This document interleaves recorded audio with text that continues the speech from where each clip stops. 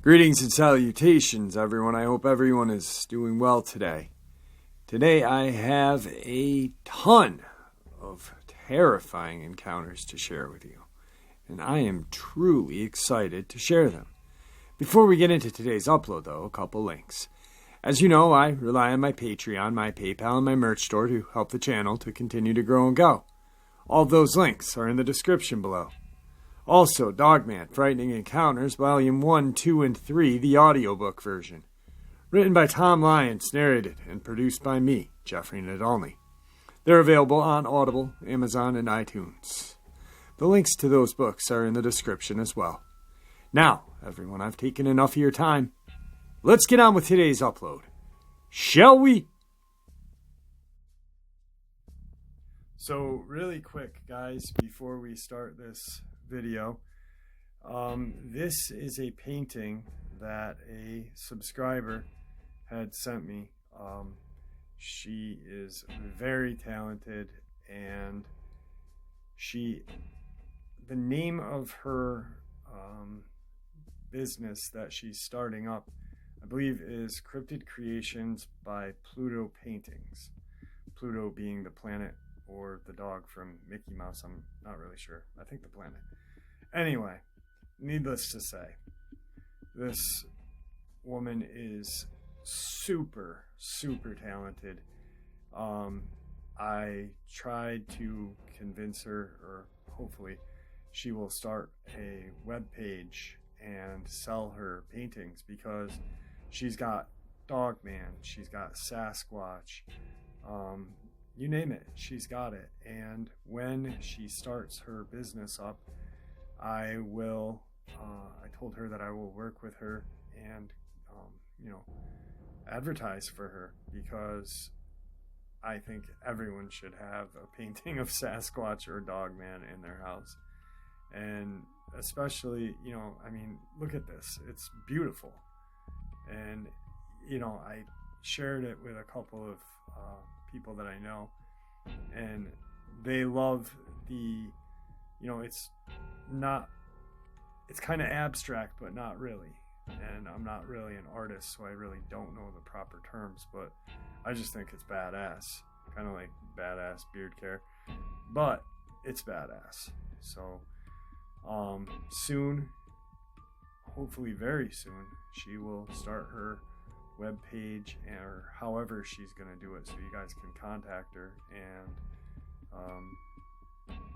possibly support her by buying one of her beautiful paintings. I just am fortunate to have the really cool one that I like a lot. But when she does start, I am definitely buying a Dogman one to match the Sasquatch one. Moving on, guys. Today's first encounter of the day.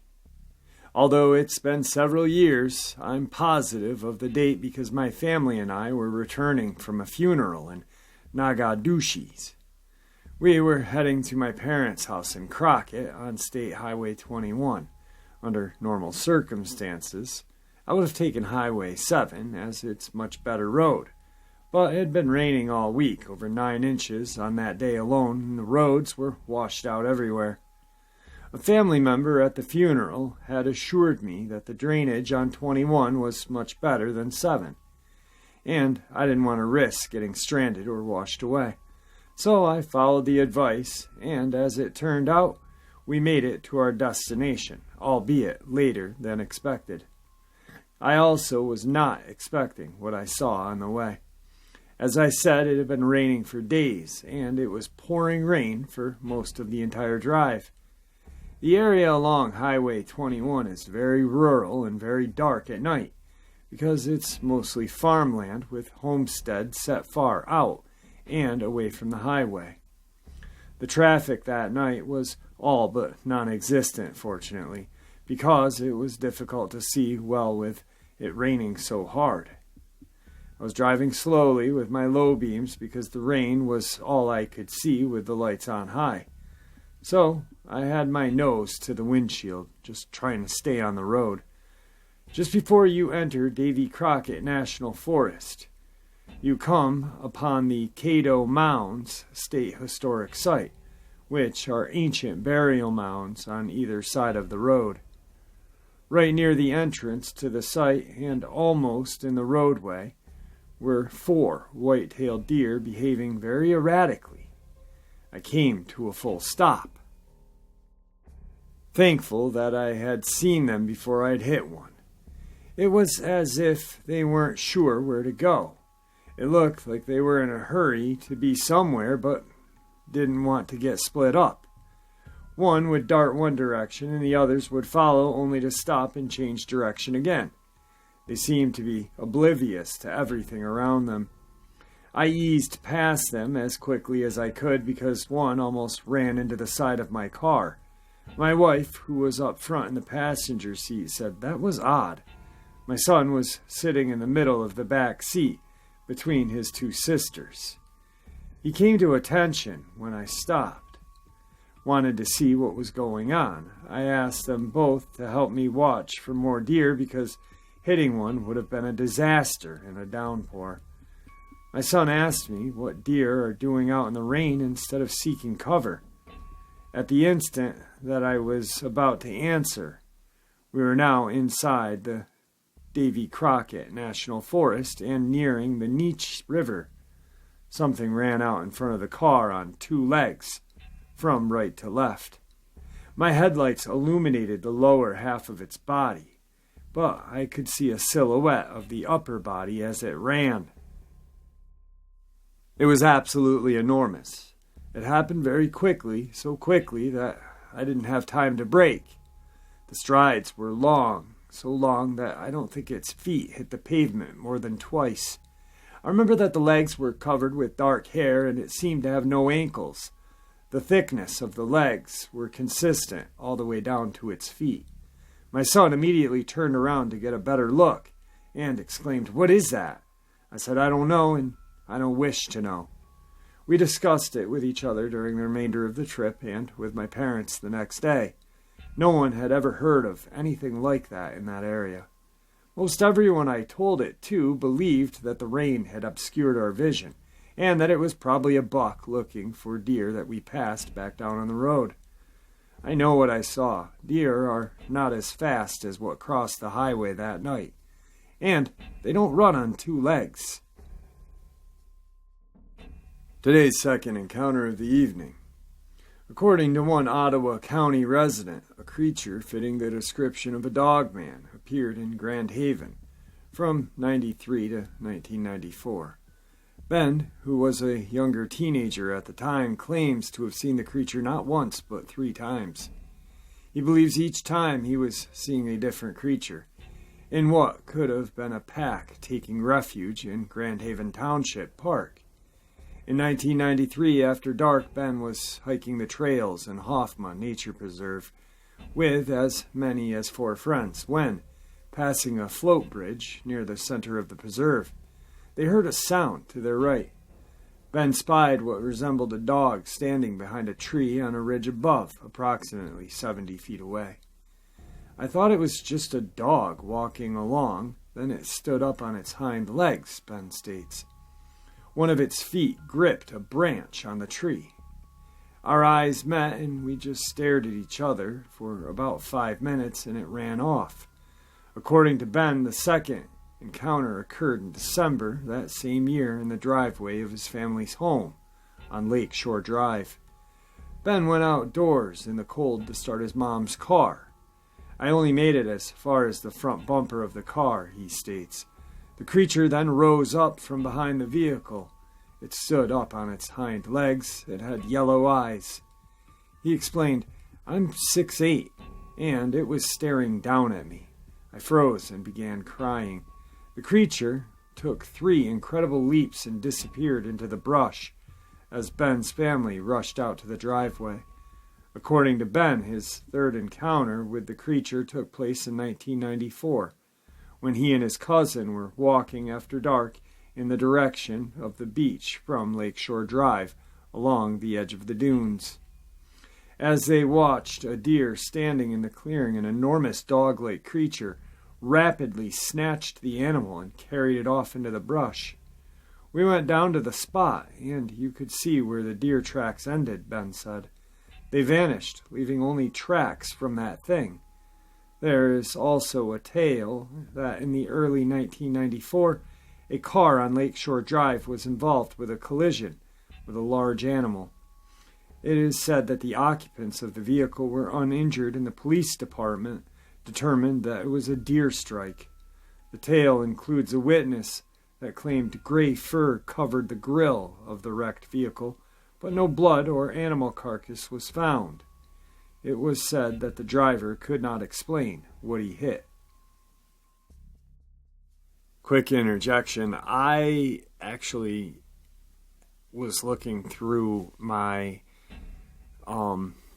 encounters. I pretty much save every encounter that I've ever narrated because I narrated that encounter. And what happened was this guy was going home, and he was kind of rounding onto the road, just taking it wasn't a sharp curve, it was more like a cul-de-sac curve. And as he came around the corner, this creature just ran in front of him, and he hit it. From how and what he described, he definitely hit a Dogman that night. The creature seemed stunned, but got up and ran in the opposite direction.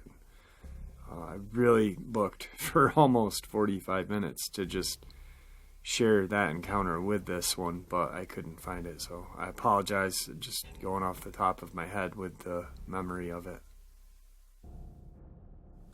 This encounter actually should have been in or shared with yesterday's bizarre encounters, so on with the third encounter of the day. Ohio, west of Washington Courthouse. It was roughly around midnight. There was a full moon that lit much of the area close to where I had set up to fish. About an hour after fishing, I heard this loud rustling noise come from the brush across from me on the other bank. I stood up and shined my flashlight up and down the side of the bank. That was when I heard a low grunt that was followed by heavy stomping toward the bridge. I climbed up to the road where I had parked my car when this creature stepped out onto the center of the road into the moonlight. The creature stood close to 8 feet tall. It was wearing rough animal skins with a sinewed belt with skulls tied to it. The skins it was wearing appeared to have moss coating it. Its skin was scaly and had thick, matted hair on its head. When I shined my flashlight on it, it let out a deep, low growl, followed by a roar, after which it went crashing through the trees along the other side of the road. I left as soon as I could get my stuff loaded into the car, and never went back to that area again, though I had heard from friends who hunted the woods close to that area of having their trail cams broken with no other evidence of what had happened to them. The creature had small and mid-sized animal skulls, and it had been raining the day before the sighting, so the scales could have been mud matted on its fur, which covered the majority of its body. The area in which I was fishing was a creek not far from a cemetery, just up the road in the woods. The light from the spotlight seemed to really anger it, because it was then that it gave out that deep-barreled chested roar, and then began running through the trees, breaking branches as it went. Now, it's rare, but not unheard of, that an alleged Bigfoot is reported wearing something. A quick Google search brought up the topic on Sasquatch Chronicle blog with a wealth of reports. 1947, Grouse Mountain, North Vancouver, British Columbia, driving along a logging road, a witness came upon two tall beings with a deerskin wrapped around them, Mr. and Mrs. Warner reported. 2004, June, High Uintas, Utah. One man claims to have seen a Bigfoot in the High Uintas. Shortly after, he spots 3 tall, 7-foot or more men in monk-like robes. February 26, 1971, Lawton, Oklahoma, roughly 11 p.m., a C. Edward Green and his wife were driving home along Lake Avenue when they saw a strange figure walking beside the road. He was bent over like a gorilla, Green recalled, not long after in the interview with Source, but not on all fours. He wore black pants that were cut or torn at the knees, and he had a big beard. It began higher up in his face than beards usually do. The hair was long and unkempt. When the Greens reached their apartment shortly after seeing the strange creature, they called the police. They assumed it had been a mentally disturbed person. When he saw me, he jumped to the gravel below. Now, that's about a 15-foot jump. But it didn't seem to bother him. He must have been very strong. I did not stay to watch him run away. Just before this experience at the window, a group of passerbys had seen a monkey-like figure running down the street, not far away, dodging cars, hiding behind bushes, and then running. In 1971, Putnam, Florida, 2 a.m, we were driving back from Crescent Beach at night. It was a foggy night around 2 a.m. My friend was driving when he had to swerve to miss this sink standing in the lane we were in. It was standing about 3 feet in the lane, about 6'6" to 7 feet tall, long arms, very hairy, resembling a man more than an animal. It had dirty, torn clothes and around 270 or more pounds. The thing looked like it could pick up the car. The face looked like a male, standing relaxed with shoulders dropped. It looked savage-looking, like a caveman face. My buddy was scared and would not turn around. I was kind of scared but wanted to see it again, but he was driving the car and wouldn't stop. Paul Peters watched a bushman along the Yukon River near Ruby, Alaska in the fall of 1960. It was walking along a very rocky beach toward his dogs, which were whining and acting strangely. The bushman was very muscular, covered in black hair, and about 6.5 feet tall. John Batiste saw a man-like creature with a long dark beard near Fort Leonard, Northwest Territories, in April of '64. It uttered a wild growl and fled, leaving tracks. The following month, an Indian woman saw the same wild man, and in June, outside of Fort Simpson, a 14-year-old boy and his father saw a small dark creature with a long beard who carried a stone club and wore a piece of moose skin around his waist. And finally, Patty Nolnar and 6 other villagers in Nulato, Alaska, encountered a bushman in 1970 along the Koyuk River, about 20 miles north of its confluence with the Yukon. They didn't see it, but it threw a rock at them as they were resting around their campfire. So, quick interjection, it's rare but not unheard of that these creatures act more human than we believe. It's definitely our human customs to wear clothes. Otherwise it'd be pretty weird if we were all just walking around naked. But the first one where this creature was obviously huge, fur matted all over, matted mud in its fur, wearing skulls. It was, maybe that was some sort of hunter. I don't know. But throughout the years that I've been researching and talking with people, and I share, my beliefs and about like the Native Americans and these creatures, whether it be Dogman, Bigfoot, I think Bigfoot more though, that they are more human than, not more human than animal, but I think that because Native Americans and the Sasquatch-like creature had a lot of interaction.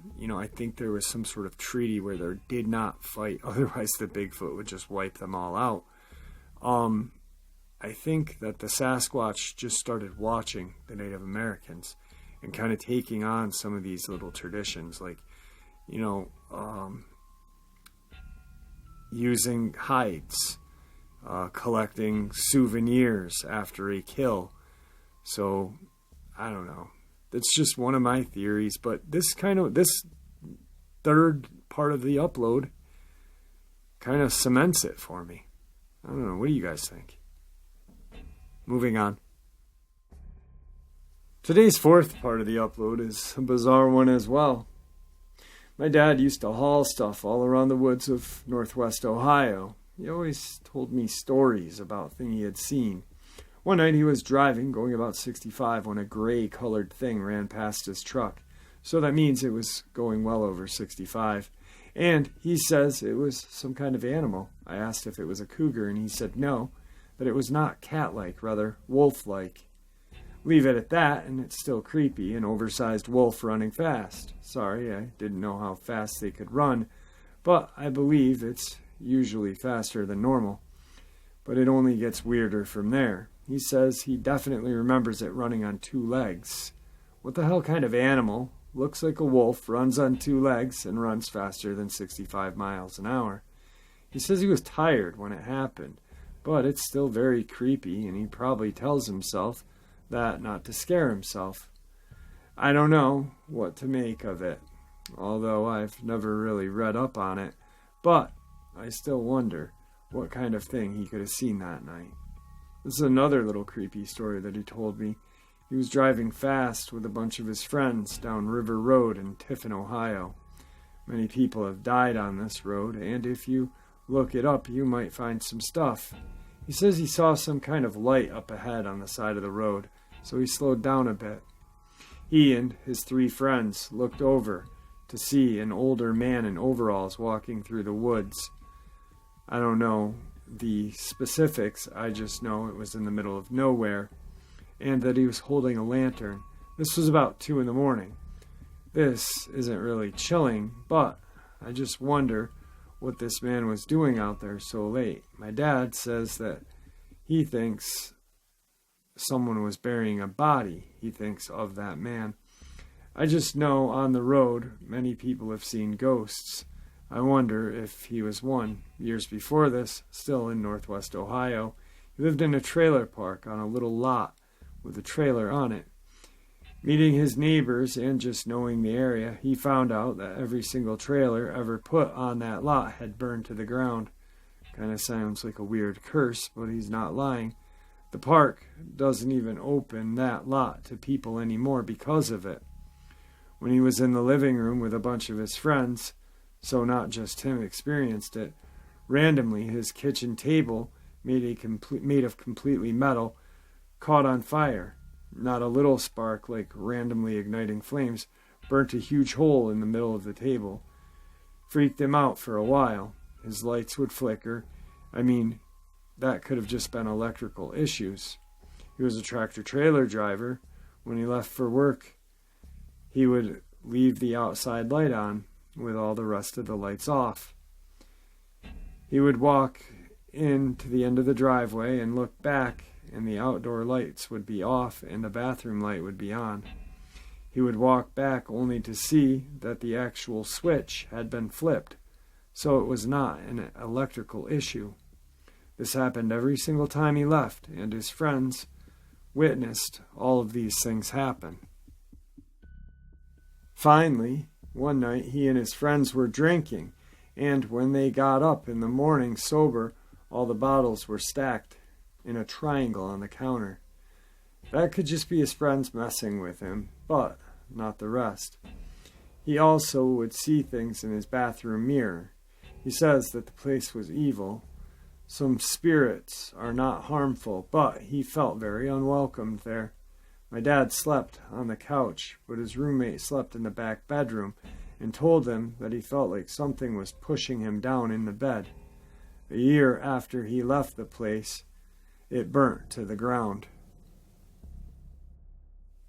Today's fifth and final encounter. I was born and raised in Pottstown, PA, and currently still live there. The sighting was an hour west of Philly and a half an hour away from Valley Forge. I've had two experiences where I've seen things that I cannot explain. I'll start with the most recent. Last year, a friend and I went for a ride to catch up with our friend. It was March of 2020 on a Saturday night, and it just so happened to be the weekend when the quarantine had started. We were on Route 422 around midnight, and it was odd because the highway usually pretty busy on a Saturday night, but that night we saw maybe 3 cars within the 30-minute ride. So we finished visiting our friend and started to make our way back home. It was around 2:30, 3 o'clock, and we started going westbound on 422. And again, we were pretty much the only car on the road. There's a grass patch that divides the east and westbound of the highway, and we're in the fast lane between Collegeville and Rrified exit, when all of a sudden we passed something to the left of us in the grass. We couldn't see it until we were right up on it, and only could catch a glimpse of it for a second. This thing looked like it was on all fours, maybe eating roadkill or something, but unfortunately, I could only see it from its waist or hips down. It was much bigger than a deer, and had longer, unkempt, straggly, orangish, reddish fur, kind of like the color of a red fox, but a little lighter in color. What really gets me was the legs on this thing. It had canine-like legs, but they were huge and muscular. It just had that shape that instantly told me this thing was not something you wanted to mess with. The legs looked like drawings I've seen of werewolves or something evil. Something told me that this thing could walk on 2 legs as well. After we passed it, I asked my friend who was driving, "Did you see that?" He replied, "Yeah." I asked him, "What was it?" He replied, "I don't know." Neither of us brought it up again during the ride because I think we were just trying to process what the hell we saw and didn't want to sound crazy. When I got home, I told my boyfriend about it, and he has no idea what kind of animal that lives around here it could have been. Next time I saw my friend who had been driving that night, we both agreed that whatever we saw does not fit any description of any animal in this area, and that it was scary looking. He calls it the beast. So, a couple of months later, another friend was leaving my house and heard something across the street making a low, guttural growling noise, which scared him straight to his car and out of there. He was an animal control officer for years and said nothing around here would make that noise. Then, about a month after that, my boyfriend was taking out the trash. When he got to the front door, he heard something scratching at the door and sniffing loudly. He said it sounded like a pig grunting, but obviously it wasn't a pig. This past October, my friend was sitting in his car in my driveway waiting for me to come outside. I noticed his doors were locked when I went to get in the car. He said he heard something that sounded like a human, but didn't know what it was, and it scared him. Once I got in the car, I told him everything I had just stated here, and ended my story, saying, "A few months ago I saw something on Route 422, and before I could say anything else, he said, 'I saw it too.' So I asked what color it was, and he described the exact same color. Then he said, when I saw it, it was running on 2 legs across the highway, and once it saw my car, it took off really fast, like nothing around here would be able to." My heart was beating so hard listening to him tell me this, because I know he wasn't making it up. I was glad someone else had seen this thing. He doesn't know what it was, but he said it was about 7 to 8 feet tall, and looked nefarious. He agreed that its legs looked evil. He saw it around the same time of year as me, and it was about the same time of night as well. I drive this highway all the time and look for it every time, but haven't seen it since. That's about it. I always wonder if any other people saw this thing and what the hell it is.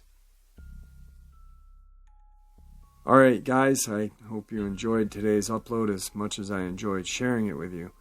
I'd also like to thank everybody for their prayers. I haven't really talked about it in the last couple of days, but my dad, 3